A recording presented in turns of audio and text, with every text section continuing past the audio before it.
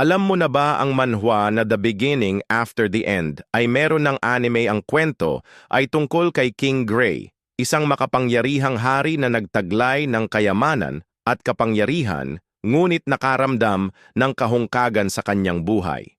Sa isang di inaasahang pagkakataon, siya ay muling isinilang bilang Arthur Leywin sa isang mundo ng mahika at espada. Sa kanyang bagong buhay, natutunan niyang pahalagahan ang pamilya, pagkakaibigan, at tunay na lakas na hindi lang nasusukat sa kapangyarihan. Habang lumalago ang kanyang kakayahan, unti-unti niyang natutuklasan ang mga lihim ng mundong kanyang ginagalawan at ang mga banta na maaaring magdala ng kapahamakan sa kanyang bagong tahanan. Ang kwentong ito ay puno ng aksyon, pakikipagsapalaran, at mahahalagang aral tungkol sa ikalawang pagkakataon at tunay na kahulugan ng pagiging malakas.